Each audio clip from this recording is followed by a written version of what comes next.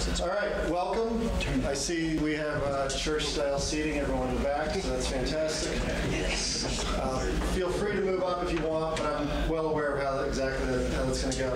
I'm Eric Kingsley. I'm a partner in the firm Innovative Natural Resource Solutions, and I think I'm here to provide a little bit of regional perspective, which I'm going to do really quickly, but really, we're here to talk about Vermont. You're from Vermont. You want to hear about Vermont.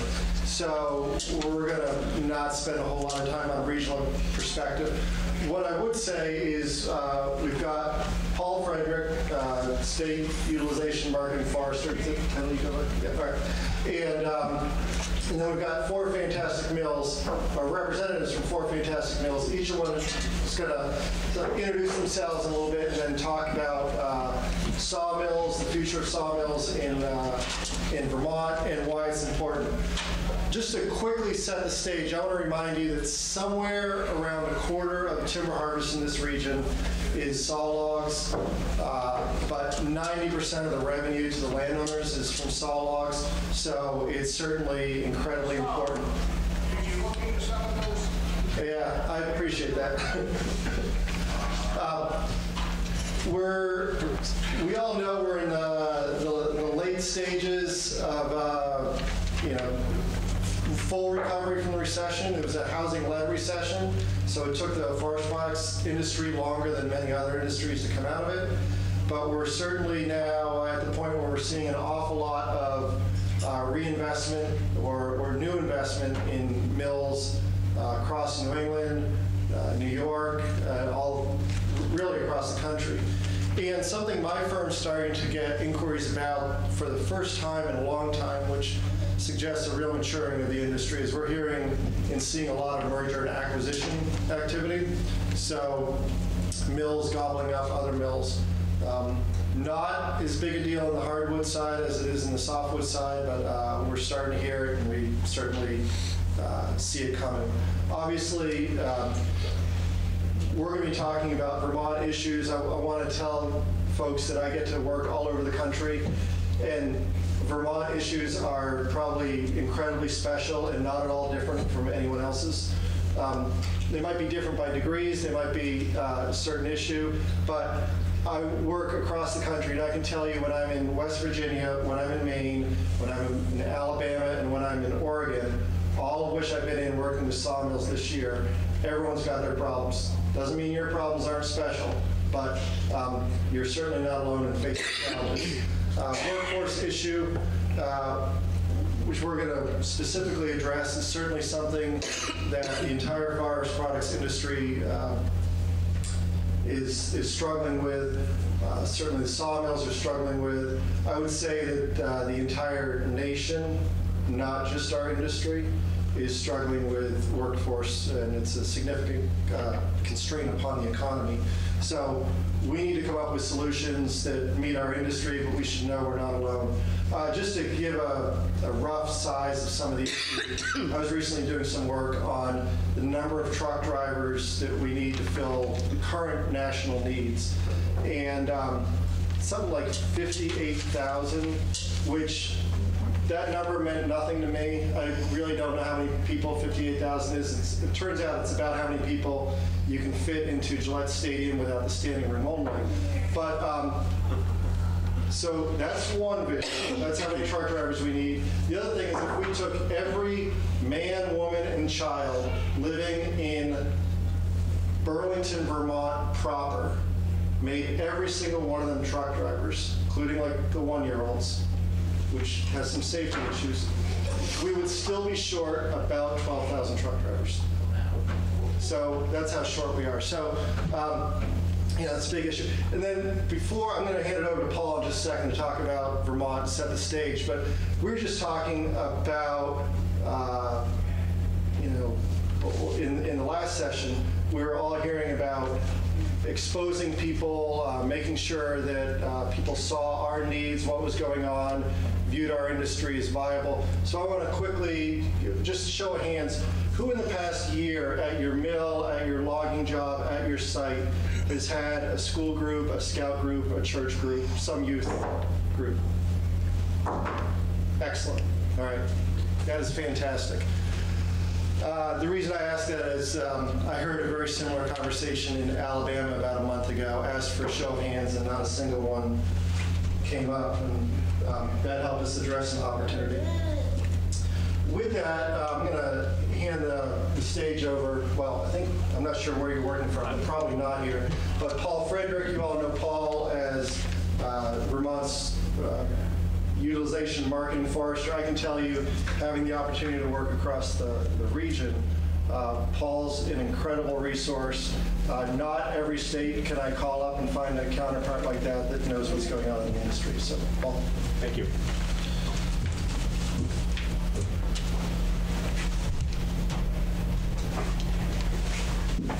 So I'm going to really screw up the filming here today. My wandering, because I hate standing still when I'm giving a presentation. Can you guys hear me? You're on. Yeah.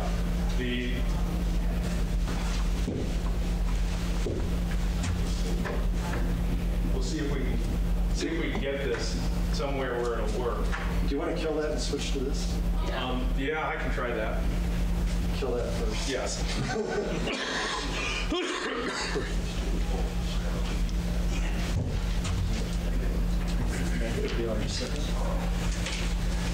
All right, how's that? That's good. That's good. So I was asked to talk a little bit about some background, really, how we got where we are right now as far as the state of the industry in the state. So what I want to touch on is just a little bit about the saw log resource in the state, what we've got standing and growing, what the harvest looks like.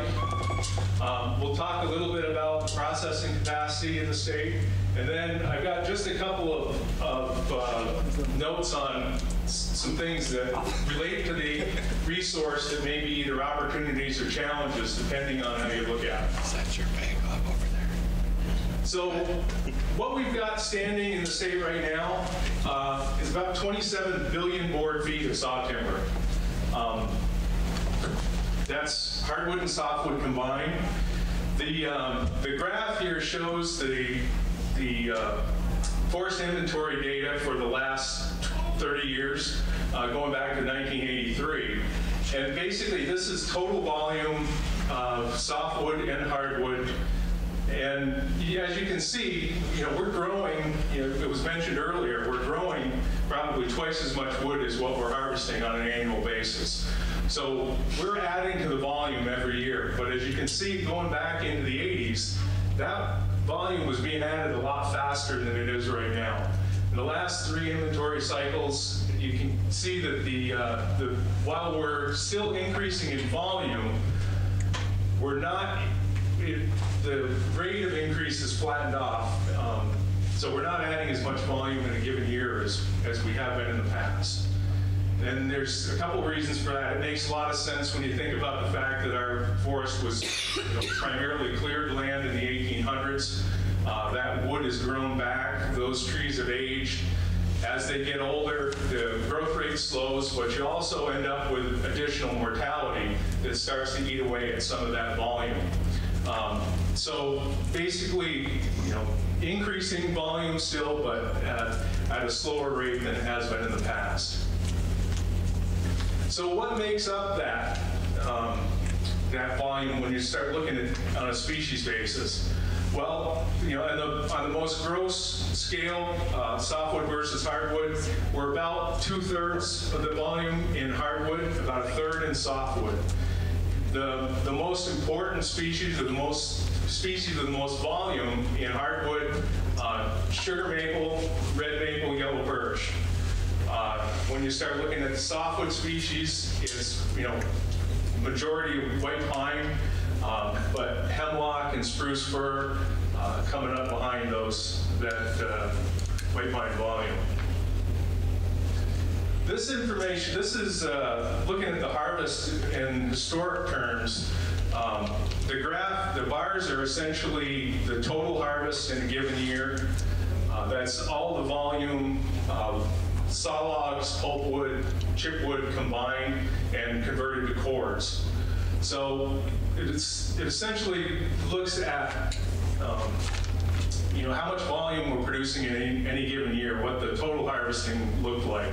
And we've been doing this, collecting this data since 1945.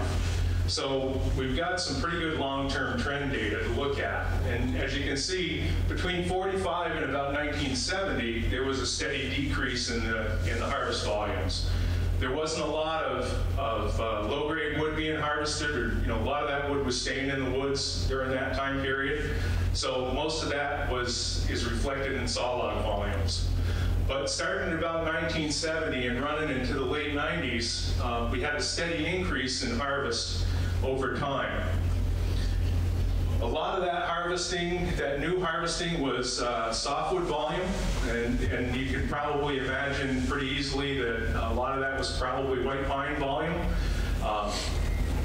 Abandoned agricultural fields, going back into the 40s and 50s, were starting to mature, growing into sawlog size, and that volume was coming on the market.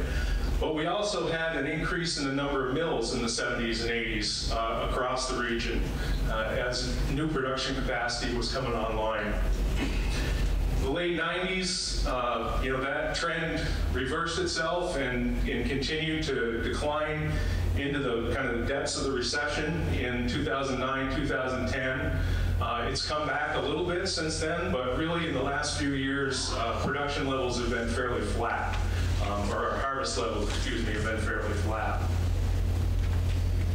So what makes up that harvest? Well, I mentioned that the softwood volume was about 1/3, and the hardwood volume standing was about 2/3.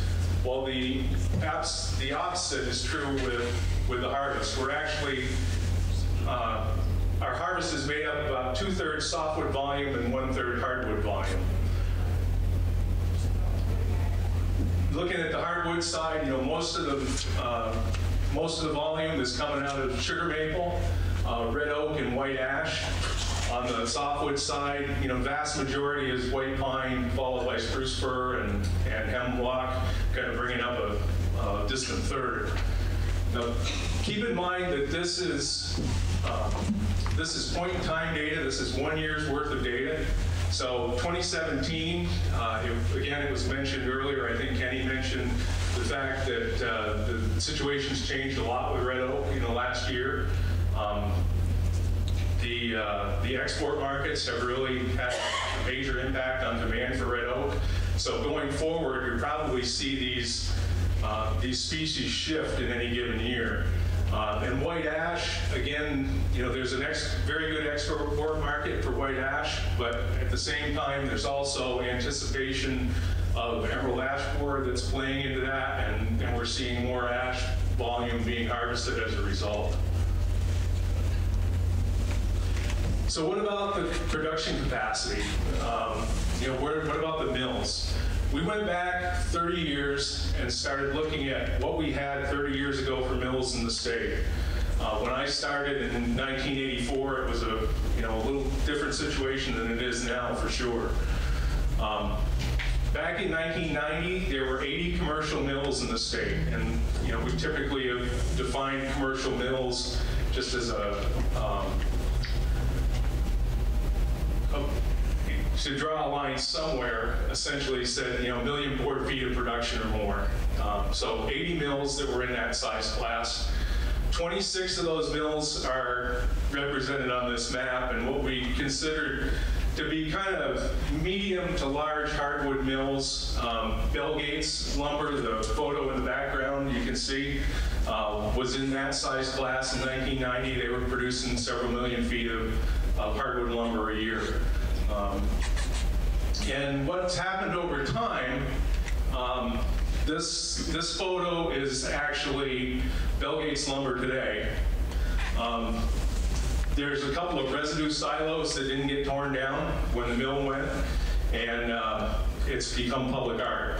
So it's a really nice spot, but it's not a sawmill anymore. And if you look at the map on the left, what we have left is about 10 mills in that size class now, in that kind of medium to large hardwood mill class. just another way of looking at the reduction in numbers of mills and the overall saw timber production in the state. The bar graph represents the numbers of mills in any given year. So starting back in 1970 and going to 2016-17, you can see that we were pretty stable in the late 70s and early 80s, but as the 90s rolled around, we saw fewer mills every year. The line graph represents the total mill output in the state. And it's interesting, I think, to note that if you look back at our harvest figures, the peak of harvesting was in 1997. Well, that's about the same time we had the peak in overall mill production in the state. Even though we were losing mills during that period in the 90s, we were building production capacity. So that's really probably one of the last times we saw a significant amount of reinvestment in mills up until more recent times. Mills we were getting fewer and fewer mills, but they were getting larger and more productive. So we're harvesting about 140 million board feet a year. This is 2017 data again. We're processing about 91,000 board feet in the state. The rest of that wood is going out of state or out of the country to be processed currently. And in reality, about 75 million board feet of our harvest is actually going out of state. Roughly another 30 million feet is being bought in by our mills to make up the demand that they have for wood. The graph down here in the lower right-hand corner is another aspect of the export market that has been quite prominent in the last few years. This is actually the value of red oak log exports being shipped to China from Vermont. And you can see, back in kind of the depths of the recession, that number wasn't very high, but over the course of the last few years, we've seen exponential growth in that market. Again, this one stops in 2018. The overall export in 2018 was higher than 2017, but the market really dropped off in the last half of the year. And so we'll probably see, that graph will probably look a little different come next year when we have newer data. But it's a growing market and a pretty significant market. One of the things that Eric asked me to look at was capacity versus production. So thinking about production as what the mills are actually producing in the state in any given year in reality, and looking at capacity as sort of what the hypothetical maximum production could be if the mills could operate 250 days a year without breakdowns and they weren't constrained by labor, markets, or raw materials. And so I did a little quick survey, talked to folks at 8 of the mills, the bigger hardwood mills in the state, and got a sense from them of what their production and capacity were. And really, it came down to the fact that about 93% of what they said was their capacity to produce was actually being utilized. So I guess the take home on that is just that without additional investment in these mills, there's probably not going to be an opportunity to increase the volume of production a great deal. Either expansion of mills or increasing efficiency and gaining production as a result of technology. So the couple things that I wanted to mention related to opportunities and challenges. We mentioned that we're growing about twice as much wood as what we're harvesting, but it's not consistent across all species. Kenny Gagne mentioned, maple really being the bread and butter of this business. We're growing 3 times, so let me describe the graph, I guess, before I get too far into this. The top bar on each species is growth, net growth. The bottom bar is removals by harvesting. So basically, growth to removals ratio, how much we're growing to how much we're actually harvesting. So in the case of sugar maple, we're growing 3 times as much wood as we're harvesting in any given year. Red maple, 2.5 to 1. But there are other species where we're much closer to a 1-to-1 ratio, like white pine, 1.3 to 1. And in some years, you'll actually see that be much closer to 1-to-1. So, there are things to think about here with respect to, where you want to put your effort and where you want to put your money going forward.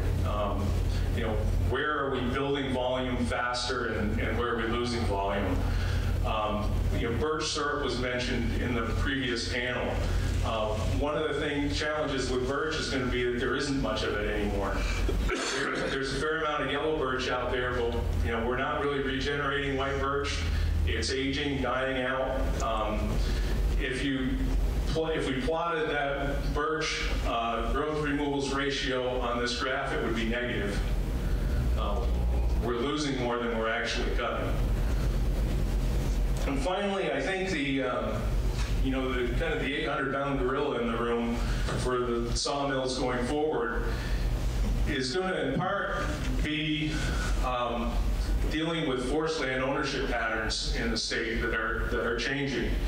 We're about 80% privately owned in the state. 40,000 family forest owners controlling 2.5 million acres, with average parcel sizes around 63 acres apiece. And that's down from about 73 acres 10 years ago. So we're seeing, more owners, smaller parcels, and folks that are owning forest land that in the past probably didn't have a lot of experience with it, and they own it for reasons other than producing timber. So that's all I had. I just wanted to kind of frame that up, and I think probably we're waiting till the end to hold questions. So thank you very much.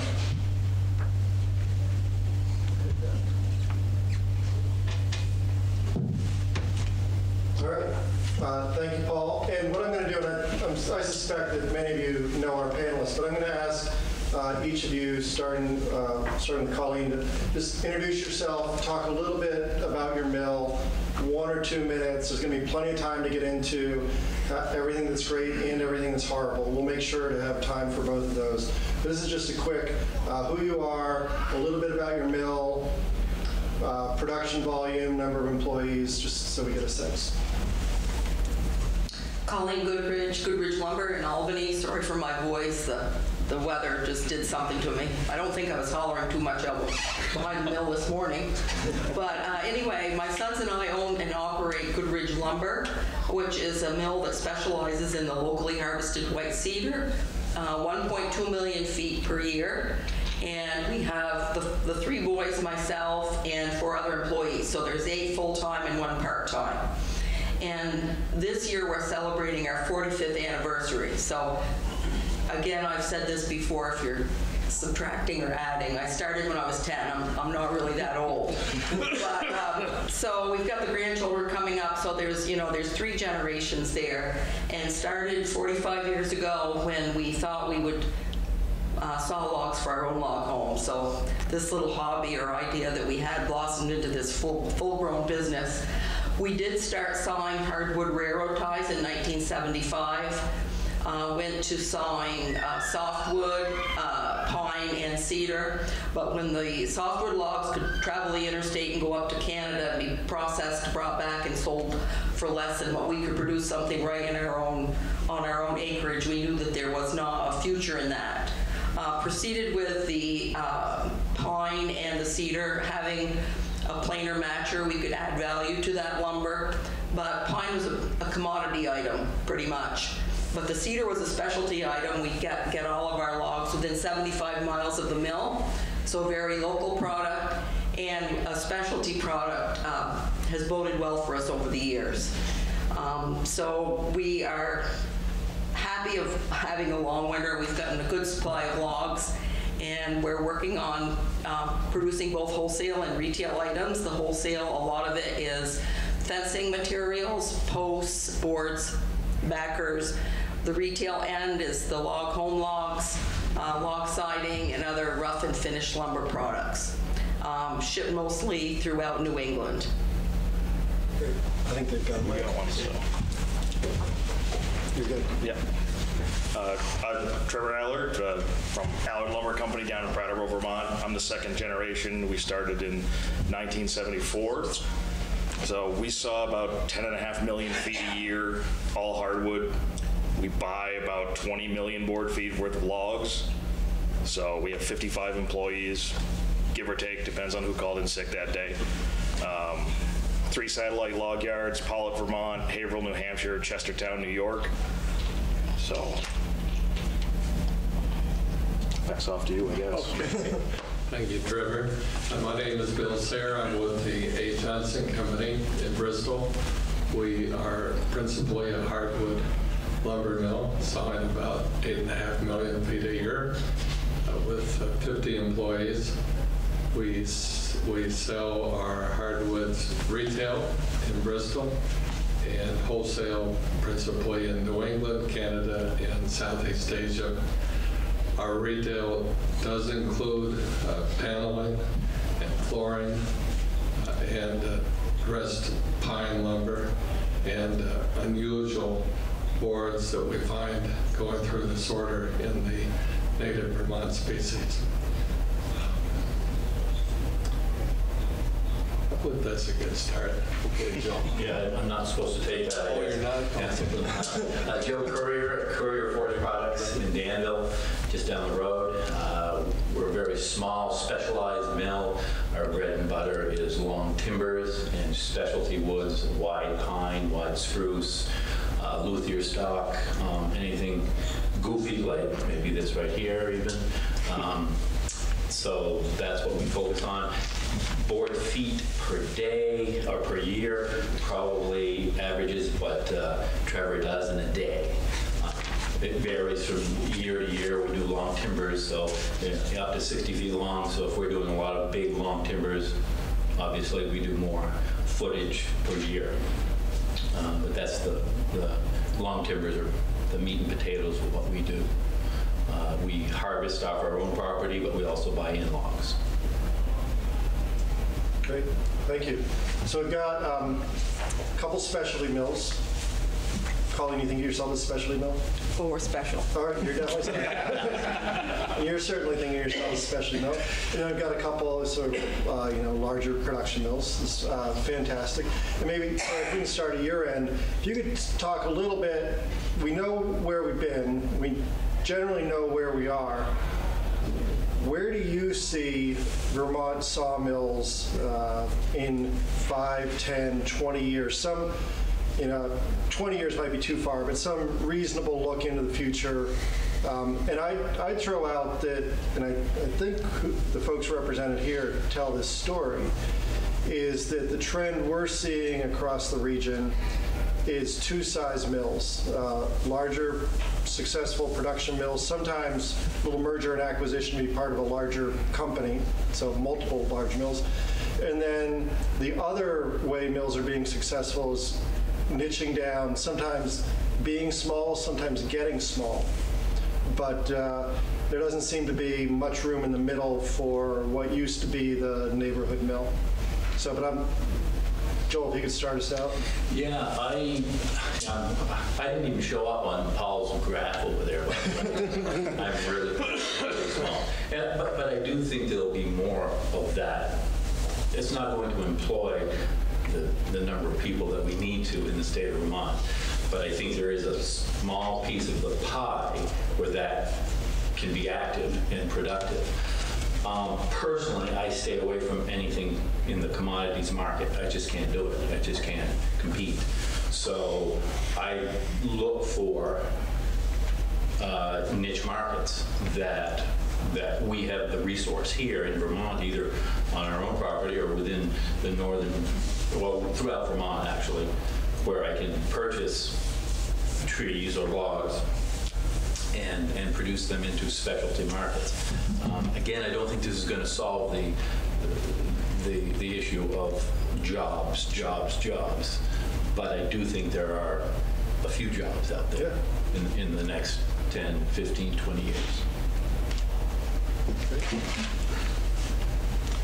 Eric, I think what you're saying elsewhere is true in Vermont too. I think as our discussion goes along, we're going to see more and more parallels with Vermont agriculture. And just as you have seen consolidation of operations in agriculture and fewer in number but larger big farms, you are and you will continue to see the same in forest products. At the same time, in agriculture, you see the development of the small enterprises with a specialty market. Some advantage they have either in resource or in marketing that then makes them a profitable enterprise. I made a list, Eric, of the factors that are at work here, and I'll just read through them.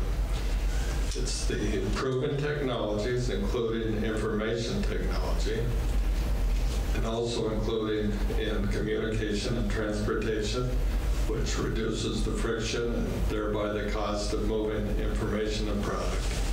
Resource-based issues, changing product markets, workforce, tax policy, and regulatory policy, biology, including disease issues, energy costs, trade policy, government and quasi-government ownership of land, changing woodland owner preferences, competing demands for the forest, and of course, the lack of public awareness and understanding of the importance our working forests play in our culture, economy, environment.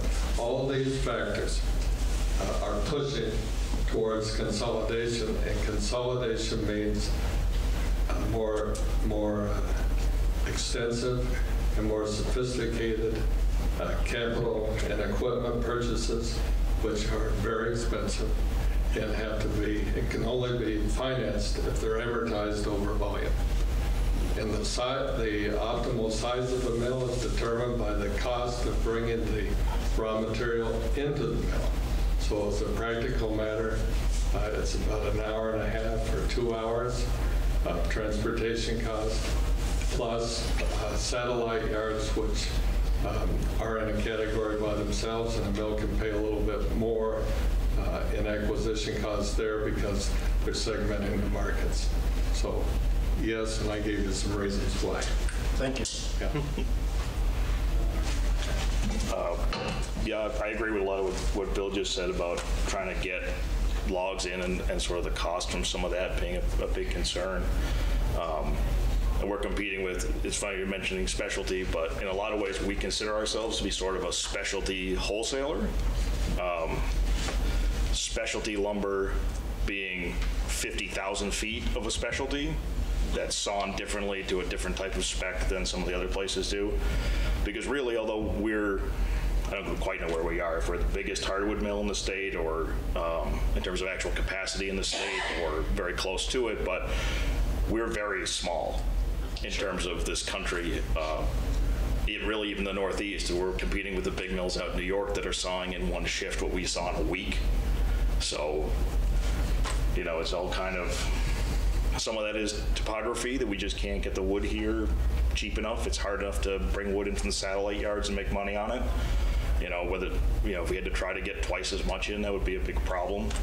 But we're also doing things that the other mills can't do in some of the specialties. So I think that niche is always going to be there, really.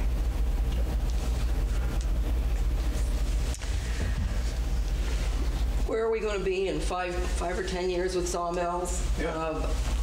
I think that if we're thinking about reinvesting in sawmills, we need to really look at reinvesting in the whole industry, because if we sit there as a mill and there's no trucks to bring the logs in or no logs to come in the yard, we're up the creek. So all of these sectors are bound together, and we have to make sure that we talked about a cultural shift, a disconnect with the general public.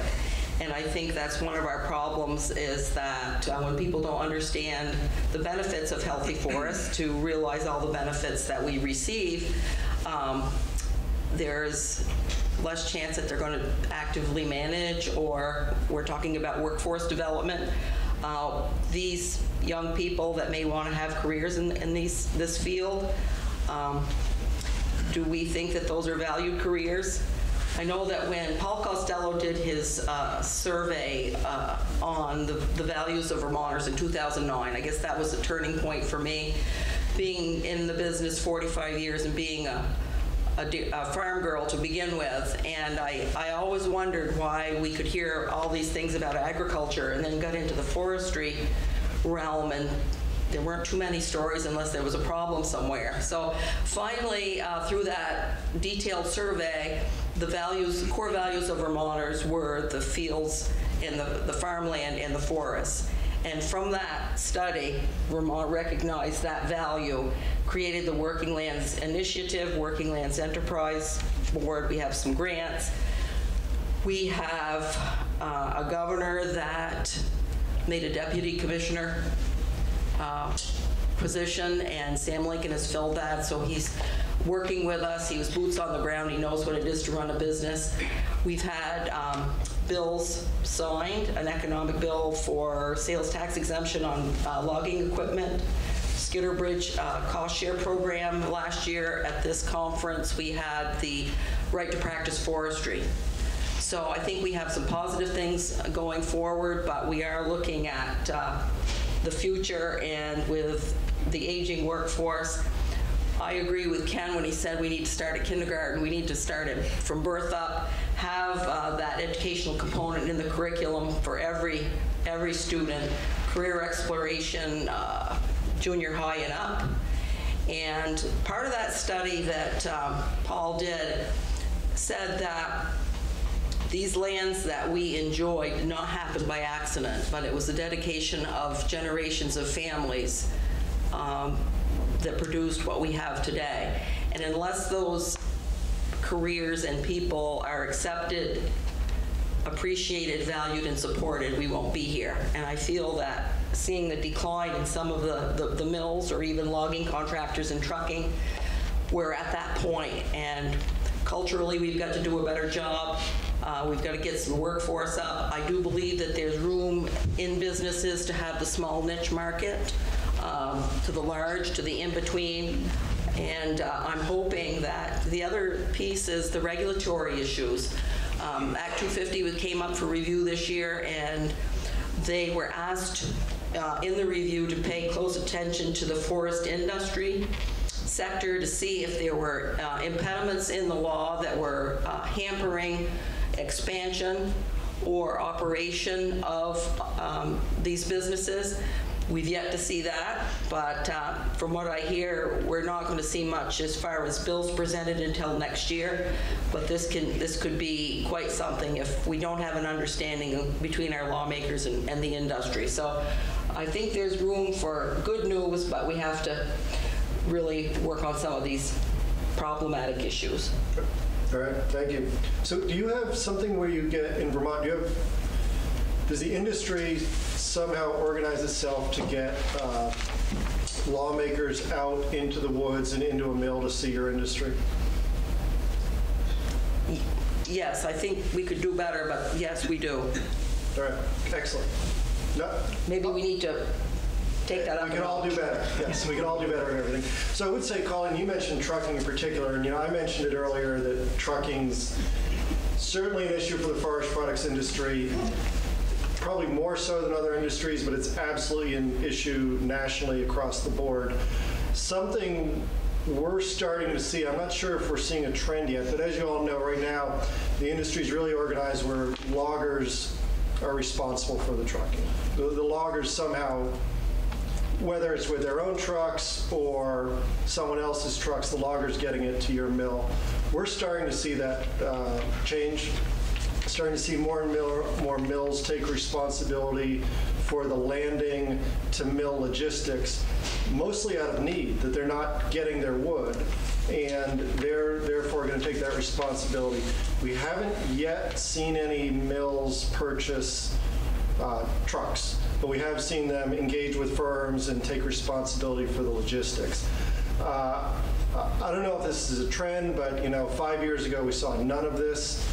In the last year, I've seen across the country, call it 8 or 10 mills with some level of involvement in getting wood to them. I don't know anyone that's doing all of it yet, but they're becoming more and more involved in, the logger's job is to get it to the landing, and then from there the mill takes it on. I'm not suggesting that's even efficient, but if you're not getting wood, it somehow becomes incredibly important. So that's the break in the supply chain. We've all talked a little bit, and I know that investment levels vary from very small to potentially very large, but we've been on a decent run economically for a little while. I think a number of mills across the country and across the region are making decisions to reinvest. That might be expansion, that might be automation, in fact, getting rid of employees through automation. It might be investment in some value add. So I'd ask each one of you to talk a little bit about if you're investing, let's say for the last few years or in the next few years, to the extent you're comfortable with it, with sharing.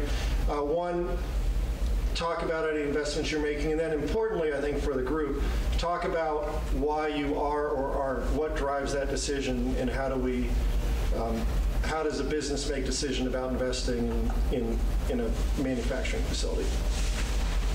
I don't know, you want to start, Trevor? Do I have a slide for you? I don't think so. No. Joel's Okay. slides. Cindy figured it out how to do All it right. later. Perfect. Yeah, so we are doing a considerable amount of reinvesting.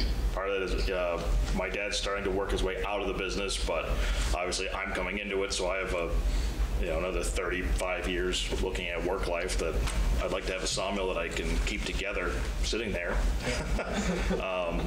And we're doing some other things. We're just finishing up, actually. It's been running for the last couple of weeks. Renewable energy, taking the steam off of our biomass boiler that's heating our kilns and basically making electricity with it on its way to the kilns. It only takes about 10% more energy to do that, so it's a pretty efficient way to go. It's been a lot more expensive than we wanted it to be, but that's sort of coming along. And we've had some discussions about that.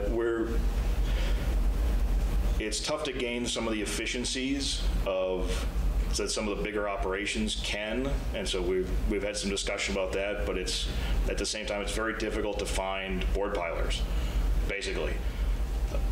Experienced mill help, we do pretty well with those guys. Pretty much once they get to the mill, they don't leave until they retire at this point. We have very few people with less than 10 years and a large number of people with more than 20 years of experience. So the investment's looking at, okay, well, maybe we can't quite justify it on paper, but we're gonna have to do something in our grading line to limit the number of people we have working there just because we can't find them. Right. It's not, for whatever reason, nobody seems to be that interested in that. And the other part of it is trying to improve the conditions around the mill. Our mill's in a pretty old building that's been added on to about 20 times. It's like ours. Yeah, so we're looking toward that, okay, maybe at some point we're gonna have to put a new building over this and insulate it and put more heat into the mill and things to just... Your employees want heat? Yeah, it's hard to believe. But yeah, to try to make it so the people we have can stay longer, make the jobs a little easier. Our resaw man, he sits in a booth and it just runs 2 joysticks. So he's in his 60s, he can keep doing that, until he doesn't feel like working anymore. And that's sort of some of the things that we're looking toward. We've done a lot of the efficiency upgrades already. I don't think there's a lot of money to chase there. So those are some of the things we're looking at of just making the jobs easier.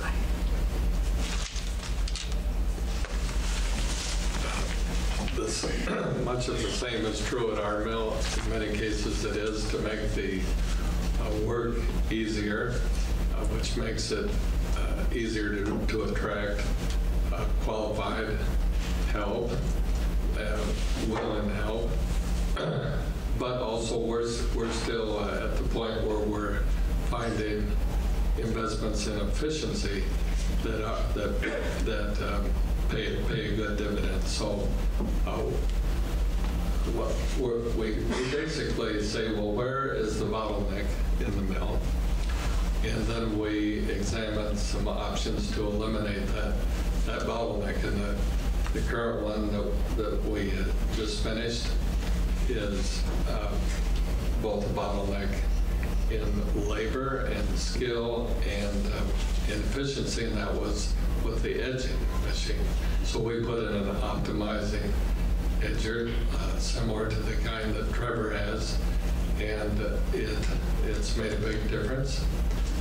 It's very expensive, but it gives you better yield and better optimization of the boards that you do produce.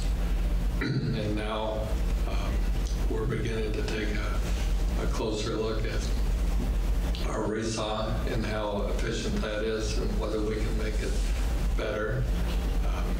We're starting to saw railroad ties, like Trevor does, and that's going to improve our yield and efficiency as well.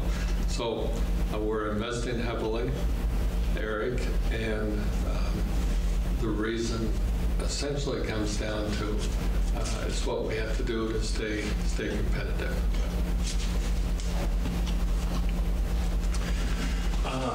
I see the slide is up. I call this is Ingrid, by the way. She's from Sweden, and our approach has been kind of a turtle approach. We move very slowly, but occasionally I have to stick my neck out and make a big investment. And this was for us. But it allowed me to certainly manage our own property, which is roughly 500 acres, but Bill spoke about getting material to the mill, and that was a bottleneck for us. And here we basically turned it into a grapple skidder. In the winter, we can just drag stuff to the mill. But this piece of equipment is made in Sweden. It's very user-friendly. We actually went and cut for UVM on 3 of their forests for a research project. They needed some small patch cuts done in late March, early April of last year. So this piece of equipment I think fits in Vermont. It fits for what we're doing. We can get our material to the mill productively, and I believe it's affordable. We're paying for it, and with low impact. And I think going to UVM kind of proved that we could go somewhere else. At UVM, their forest, and they did not want any scarification. They wanted minimal damage. And I think this piece of equipment did what it was asked to do. And we've certainly asked it to do certain things that it's not designed to do, but it has certainly improved our productivity. You can work any day of the year, and we've cut cedar, and I think there's another slide somewhere, but we've cut cedar in April, and when we get an order comes through the door and they need... There you go. Yeah, this was a couple of years ago in April. We have an order comes through, and we need X number of cedar timbers or what have you, and our inventory is standing. We don't have to hire money to buy logs. We can just leave them growing, and within a short period of time, I can go out and get what we need any day of the year, really. At night, if I have to. So I see this piece of equipment or similar pieces of equipment coming to Vermont. I'm not sure you can buy a new small cable skidder anymore. And if you can, it's a lot more expensive than this. How'd you learn about this piece? Went to Sweden, been there several times. I went to the factory where they make them and used them, watched them, and then stuck my neck out, basically. And now that you have it, have you had people come to, have you had other potential buyers come see yours in action? Yes, there have been. It's, again, this is not, in terms of, it's productive for me, but in terms of jumping into the commodity market, it's not going to produce what you're going to get with other equipment. I don't say that, but you can get wood out, and if the average landowner, forest landowner, is what, 63 acres now? Yeah. This becomes much more affordable instead of, you can haul this on behind your pickup truck. You don't need a low boy. And so I think this type of appropriate technology needs to come. And the older I get, the more I realize there's very few original ideas out there. The Swedes have been doing this, the Finns have been doing this for years, and we'll just look around and see what's out there. I think we can bring some of that back here judiciously and make it work. Yep. So one thing I've seen on this, state of Maine recently sent a delegation to Inligna, which is the big forest industry equipment show. I should know where it is. Let's say it's in Sweden. Someone's probably Googling to show that I'm wrong. Germany? All right. So, but the state helped modest payment with a group that was led by a university. People had to come up with most of their own money, but a number of industries went, and then importantly came back and actually did some outreach on what they'd seen. I don't know, everyone has their idea about what's an appropriate role for the state and where you enter into business and when that's someone's own responsibility. But certainly Maine did that, and I think we're probably going to see more and more of that as we look to, the U.S. has some fantastic forest technologies, but we're certainly not the only people engaging in this space. So, actually, Eric, I jump quickly. It was Vermont Sustainable Jobs Fund that actually, through a donation, through a very generous donor, some close to 15 years ago, brought myself and a group of us to Almia wood in Sweden 15 years ago, and that's where that's where it started. And I can blame it on them. All right. Well, I'm sure they want the blame. They don't want the payments. They just want the payment obligation. Colleen, do you want to add anything? I would just say that we have purchased acreage to store logs since we deal in white cedar and we don't have Ingrid.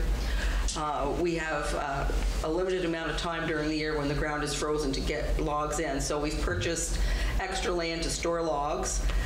We have made some changes in the mill and machinery. We get a sash saw from Sweden. We have I'm looking at one of those, too. We have. You've been up to see ours. We share information, what's good, bad, and whatever. But we have a circular saw. We don't have a debarker with a white cedar. The bark is so stringy, it's like baler string, and we buy logs down to 6-inch diameter, so not much would be left. So we know that our circular saw has a 1/4 inch curve. Looked at it, resaws, but they don't like bark and dirt.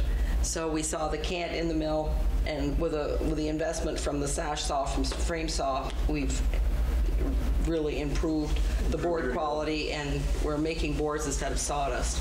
We will continue to look at technology to see where it fits in with our business, and we did have a gentleman that worked for us for 20 years and retired, and it's hard to find someone to fill his shoes, so we're going to be looking for maybe doing things a little easier or machines that can do it. So just keeping an eye out on technology or what works best for our business.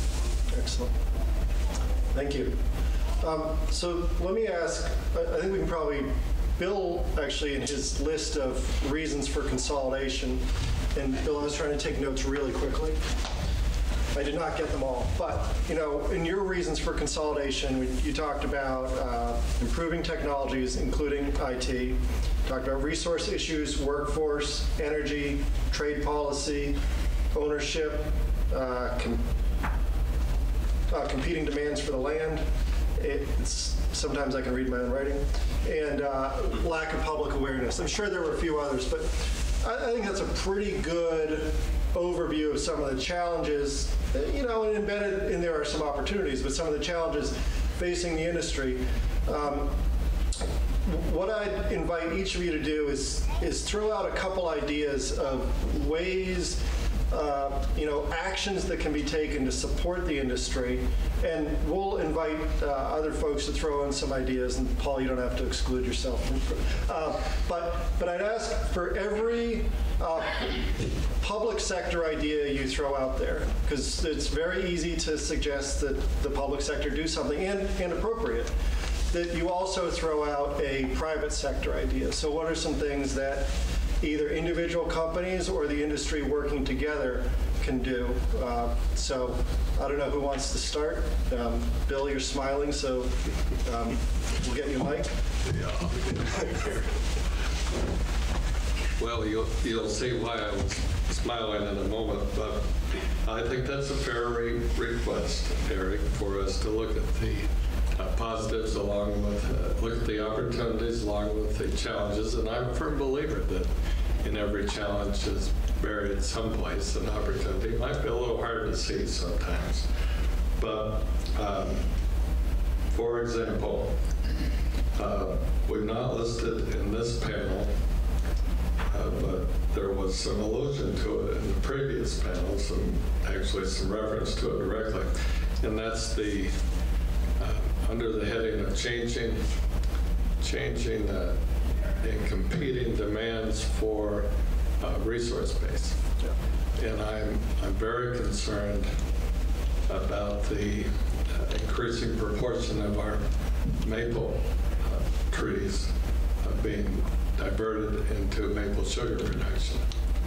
And there are certain areas of the state that have some of our best maple that are rapidly going into sugar bush and won't be available, very possibly, for maple lumber production in the future. So that's a problem.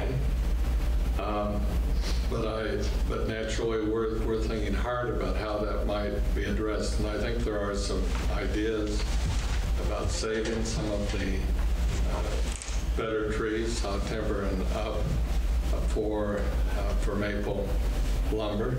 But there's also an idea that I think holds out some possibility of managing the placement of the taps so that you're only spoiling one side of the tree, and then at some point the other three sides might be available.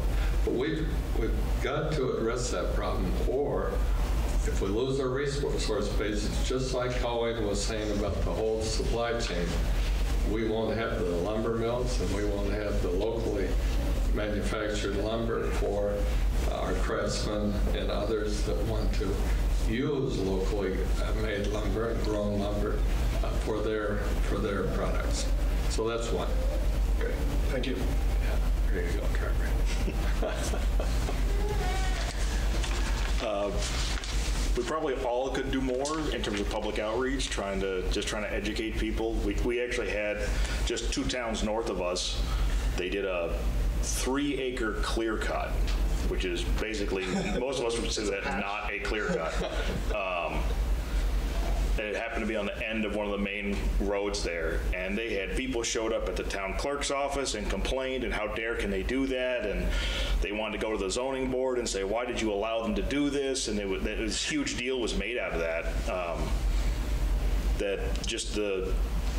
I'm always staggered by the amount of lack of education of, no, this is not bad. This does positive things for wildlife. This does positive things for the state. You know, it just amazes me. So I don't think we can ever really get enough of that going on. Regulatory, we probably could spend all day up here talking about Act 250 and the issues there. I do think there's some positive trends that can going on as we're, no matter how you stand on it politically, as the country's trying to get more away from fossil fuel, plastics, petroleum-based items, that something's going to have to replace that stuff. One of the natural things that could replace it is wood. There could be more uses for wood fiber, for more of this low-grade stuff, but it's going to take a private-public partnership of the public being, or the regulatory burden of being allowing any type of new idea to place a facility here to do those kinds of things, because as we get lower and lower in quality of the wood, how close you are to the raw material is the biggest concern. You know, the cheaper the wood gets, the fewer miles you can truck it and make any money on it. So. And I can tell you, I know you all are far more aware of Act 250 and its implications than I am, but I've been involved in probably a dozen large, new proposed large wood-using facilities around the country. And by large, let's say more than 250,000 tons a year. So biomass plants, large-scale pellet, engineered wood products, some new biomaterial like bioplastic. I can tell you the two that I've had far and away the biggest challenge from a regulatory and permitting side. And of course, there's a million ways to kill these projects. The biggest challenges from a regulatory and permitting side have both been in the Green Mountain State. So, and that's unfortunate. A couple of opportunities lost there. Joel, you have thoughts and ideas? Yeah, if we look north of the border, are there any Canadians in the room? It's too bad. Would they identify? Yeah. Like Colleen, the cedar mill, is it Mobile Rustique? Am I pronouncing that correctly? Yes. Not too far north of the border. We went to Quebec City this winter to celebrate my 60th birthday. So we came back through and looked at the sawmill, stopped at the sawmill. And within, of course, 10 miles of Mobile Rustique, there's 4 other sawmills, good-sized sawmills operating. But I noticed that they add value to their product. They make furniture. So I know that's a tough nut to crack sometimes, but I found even at my level, I would much rather sell a white pine board in the Hamptons than I would in Vermont for someone in Danville, for instance. I'll sell it to anyone, mind you, but the return on investment is like tenfold. So if our resource base diminishes, we got to look at the other end of the equation and add some value somewhere. And whether sawmills look to teaming up with furniture makers or doing it in-house, maybe that's the possibility. It's a tough nut to crack, there's no question. And we need help marketing. Heck, I even need high-speed internet. I don't even have high-speed internet at the mill, so I'll put a plug in for that. I know the state has been looking at that. Efficiency Vermont is very helpful with helping, improve our lower our costs of electricity. But we need some more help in that category. All right. Do you have anything, Colleen? I would just say, like Trevor did, public outreach in all aspects from birth on, and encourage folks, when they come to buy lumber at the mill, they may not want to hear part of the story, but I don't let them go until they hear something. So it has to be a concerted effort. We also work with the tech centers and bring the students to the mill. Hopefully they can identify that these careers are valuable, and it's not something that you do because you're not capable of doing anything else. We're kind of a special breed of people that do this type of work. And also encourage lawmakers to have Vermont become more business friendly, especially in their ag and forestry sectors. because we shouldn't be letting these businesses leave. If people want to invest here, properly placed facilities that are using Vermont wood, and we're providing the raw material close to the facility, that only makes sense. And how we're going to turn that around, I don't know, but it's a lot easier to skip over to New Hampshire. Yeah. Paul, you want to throw in anything? No, I don't have any. You have nothing? I have nothing. I got nothing here. Let me, I'm going to ask for questions in a minute, but in terms of actions that the industry or the public sector can take to support the stabilization, efficiency, growth, so that, maybe growth so that Paul's chart in 10 years doesn't have one dot left. Are there ideas that you've got that you could share, throw out? I'll bring you the mic if anyone. All right, thank you. If you could introduce yourself. So I'm Ken Jones. I also work for the state of the Commerce. One of the topics that hasn't been discussed much here is carbon, and the fact that milled wood, instead of leaving the wood in the forests where ultimately it has a net zero carbon story, milled wood goes to a use where that carbon is, in many cases for decades and centuries, stored. And the carbon story is becoming more important to the consuming public. And so the extent to which we look at our forests, is, Vermont has so much forest, that's a lot of carbon there. But the extent that we're able to add value to it, but then keep that carbon stored in milled material is, I think, another piece of the story that I don't think is very well circulated. Thank you. Thank you. And that's certainly true. And about a decade ago, I worked with Anheuser-Busch just before they got bought by InBev. But they suddenly went from not caring at all about where their energy came from to their CEO, probably named Augustus Busch because they all are. There are like literally 15 Augustus Bushes work there. But the CEO had gone to the World Cup in Europe, and while going out to buy beer in a grocery store, saw carbon labeling. In other words, how much carbon did this beer account for versus this other beer? And came back completely freaked out that this wave was coming to the U.S. That was about a decade ago because they got bought out. It was a little over a decade ago because they got bought out by InBev. We didn't really share this sudden newfound fear of carbon labeling.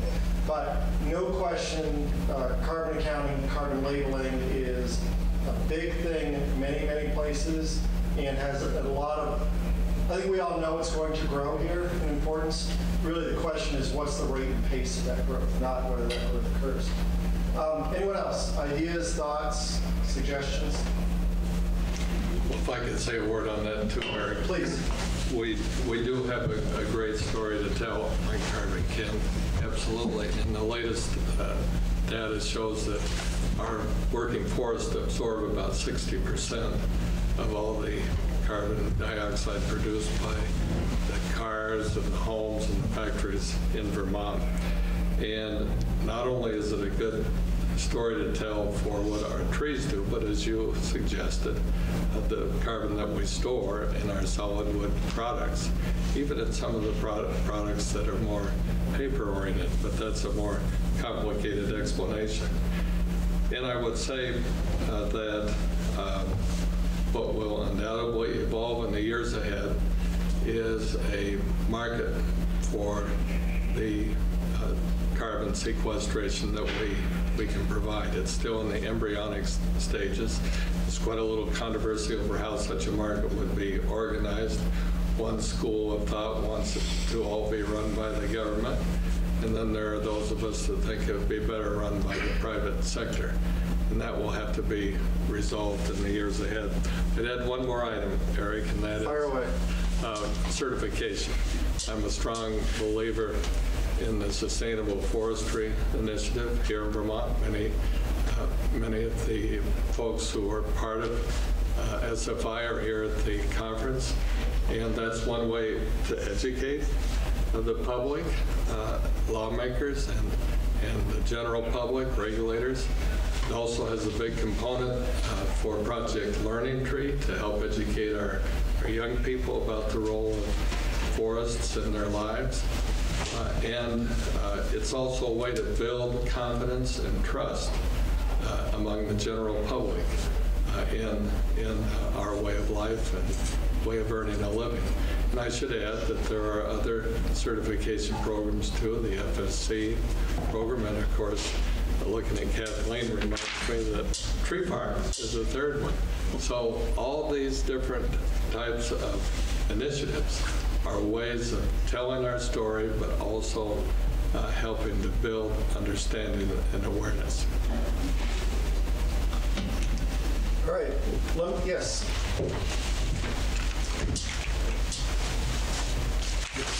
Introduce yourself. Kathleen Warner, the Executive Director of Vermont Woodlands Association. So during the first presentation, my brain was just screaming this word, interpretation. I heard a few people on the stage mention it, but I think about it across the industry and the number of opportunities that we actually miss to tell our story on the ground where things are happening.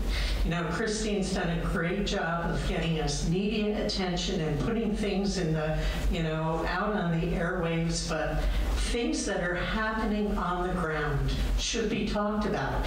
You mentioned that 3-acre patch cut that people were up in arms about. Let's be proud of that. Let's put a sign up there that tells people what's happening here and who you can call if you want more information. All of this stuff is something that we really should talk about where it's happening. That's where folks have that visceral reaction, and that's where you have an opportunity to change the way they think about that, because you're telling them something in that moment when it makes a difference.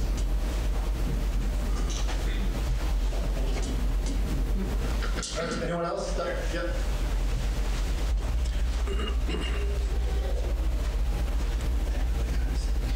Steve Hardy, Green Mountain Forestry, also president of Vermont Forest Products Association. That whole stress about education is so hugely important. As I'm sitting next to Robbo, I mean, we've been doing this for 25 years of reaching out, things like that. And, we think that, gosh, we keep on doing it. But, we have to always remember there's new people coming along that haven't heard the story. We have new legislators who haven't heard it, even though we've been there for 20 years. You got to be there for year 21, 22, 23, 40, 50. You got to be there and keep on preaching that gospel of forestry because they just don't know it. The thing is, too, is when their activities, well, I can say one situation down in Puckey, Vermont. We were doing on a very large project, 650 acres, but there was a 60-acre piece of weevil pine that was just trash. And we were right near the roadside up on a hill, and what we did was we broke it up into 4 different stands, and so we cut 2 12-acre patch cuts there, and that created quite a stir. And it's really funny and so I met up with the town manager and said, really, people are upset? Great. Let's have a meeting. Let's talk about it, Just as Kathleen said, that is very visceral at their moment. They want to see it. And it's very interesting when you go to there, and I brought Robbo to keep me calmed down. And it's not with Bravo, and we went there. We had a meeting with the Conservation Commission, and I sit on the Chesterfield Conservation Commission, so we can kind of understand we're kindred spirits. But it's very interesting when you go to this meeting, and there was probably 25 people that were there, But it's just very interesting how they start jumping on you right off the bat. Like, did you guys think about this? About that? Think about this? Yes, we do. We think about this stuff all the time. I wish I didn't know what invasive exotic plants were. But after an hour of talking about why we did it and the reason to deal with it, and also with invasive species doing this patch clear cut in the Sweetle pine stand, was a very good example of experimenting and trying something, and trying to get ahead of the problem. But the point of this is just how important it is that we just keep on reaching out all the time. Just because we're foresters, a lot of people are foresters because they want to work in the woods. They don't want to deal with people. And I find that I deal with a lot more people than I think sometimes trees. Right now I'm doing a very big project in Massachusetts at a golf course that hasn't been managed. It's sitting on 650 acres, and the fairways and all that, they're sitting on about 150 acres footprint for that. And we're in there working because they realize that the greens are dying, the tees are dying, all of this stuff. And before, the prior owner would not cut a tree. And they saw, and the shade lines are incredible there. And so we're in there, and between it all, we're going to be cutting over 2 million feet and probably 7,000 tons of pulpwood and chips. And this has been very active going on. And I'm talking to a lot of the gray-haired members. What do you guys think of the view? You know, it's either thumbs up and thumbs down. 99% of it is thumbs up. And the reason is because they have a vested interest, because they know right away how that's going to help their experience out in the golf course. It's a very different kind of thing because they really understand that this is really in your face. I mean, I've got 3 feller bunchers working down here, grapple skidders, forwarders, and it's just amazing to see that. And the log crews are all shocked. They like us. They love us. Everybody's waving and they're being wowed by seeing this. So, I mean, that experience is amazing. Thanks, Steve. Any questions for our panel? You all decided to spend your time with us, so certainly you have a question. Okay, let's quickly check. Right there. Yeah, all right, perfect. And what's the time? Just 10 o'clock. 10 minutes, all right. I can be loud. I know I'm standing between you and the reception. The question about labor force and the competing with, I think about my son who's 25 and what he wanted to do with his life, and my daughter, and they thought a lot about compensation, they thought a lot about benefits, and they thought a lot about health insurance. And how does that, especially like, for the mills, how has that affected you? And really, I'm thinking a lot about health insurance, and are you able to compete with other industries? Well, we actually, in our situation, we pay 80% of our employees health insurance. So they pay a single guy with a silver plan, it costs them like $20 a week. And that is part of the reason, like I said before, we have so many guys that have been with us 10, 15, 20, 25 years because we're doing some of those things benefit-wise. We're also located in the town of Brattleboro. The average household income is only $26,000 a year, and our average employee salary is $52,000 a year. That's all sounds great. The state of Vermont is very good at making it difficult to employ people and much more expensive to employ people. We've seen a lot of the cost of stuff that the employee doesn't get in their pocket. It seems to go up every year. The workman's comp's gotten more expensive. The health insurance has gotten more expensive. Our side of the payroll taxes have gotten more expensive. But we're trying to do all that stuff for those reasons because we have to. I mean, we haven't had a minimum wage employee in 35 years because you can't get the people you want paying low wages. It just doesn't work that way. Are you able to hire those 20-year-old kids just coming out of high school or coming out of college, competing with that age group? Yeah, we do get some. The biggest issue we have with that is younger people not so much seeing the opportunity that they can get coming through the system. there's very few college degrees around the mill. So everybody who's worked their way up there, they started out in the pit piling boards, or, the lumber salesman, the mill manager, everybody started doing that stuff. And that's sort of the issue that we're having now, is that the people go, oh, well, I can go over and work at Price Chopper for 75 cents an hour less, and it's air conditioned. And I go, yeah, but that's 25 hours a week, there's no benefits, and there's nowhere for you to go.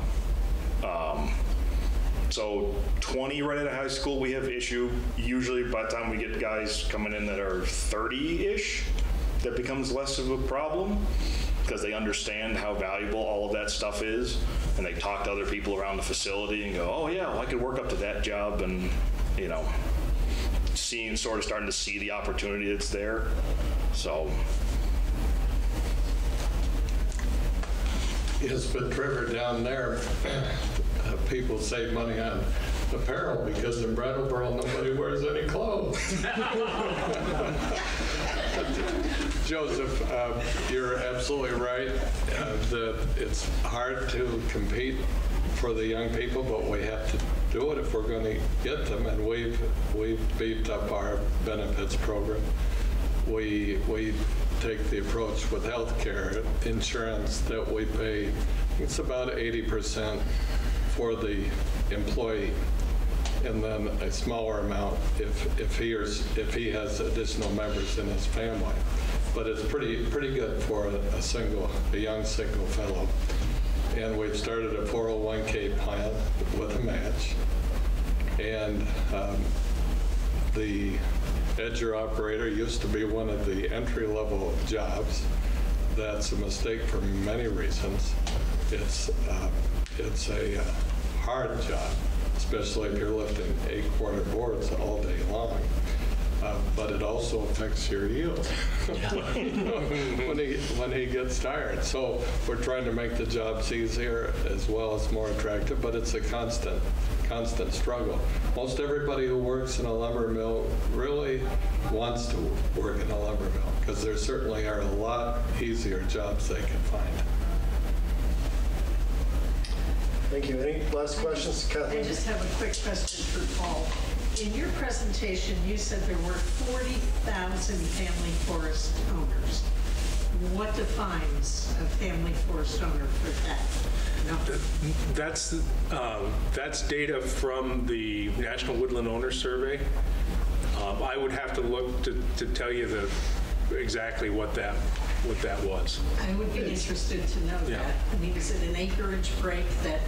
There's a 10-acre break, and then you have to be organized as something other than a company. So you have to be organized as something other than a company. Okay. So, and there are some groups that we would think of viscerally as family forest landowners, but they've set up the Kingsley Family Trust, LLC, and that actually gets in the National Woodland Owner Survey that's actually handled out of the University of Massachusetts. We're very fortunate to have that resource so close. But those get sort of swept into a business category, even though we all know that they are and behave as family forest landowners. So, but it's a small piece, noise in the data. But you're talking non-corporate entities owning 10 acres or more. It seems to me like we'd have a whole lot more landowners at 10 acres, but maybe not. Probably. There could be just, I think you're right, and it's sort of how things are categorized. I'd have to dig into the data. That's it's a curiosity, because I've been asked that question and I don't know how to answer it. Mm-hmm. Well, there's only 250,000 households entirely in Vermont, so having 15% of them be woodlawn owners, to me, I think that's an okay number. That's about right. Yeah. Okay. All right, so before we're done, I'm going to ask really lightning round, and I'm going to ask all of you, Bill, to answer in sort of one sentence or less, but quickly. If you could ask for one thing, could be from the private sector, public sector, what's the one wish you have to make Vermont sawmills more competitive in the future? High-speed internet. All right. You remember that Thomas Jefferson wrote very long sentences. I'll simply give a little teaser for you, Eric. We should regulate and tax the forest products industry like they do the captive insurance industry. And if you like, later I'll explain. All right. So Bill will be expanding on that during the reception. If you're very interested, you can sit at his table at dinner. Trevor, I know you're freaked out by what you just heard. You can change the subject. No, I think lowering regulations on our expansion of facilities and building new facilities is probably number one. There's new facilities being built in New Hampshire, and there's very few, if any, being built in Vermont, and there's a pretty good reason for that. I would echo Trevor and just ask that we become a more business-friendly state as we look at our core values of using the land. Thank you. You want to know this one, Paul? No, they took mine. Okay. You would join me in thanking our panelists. I think they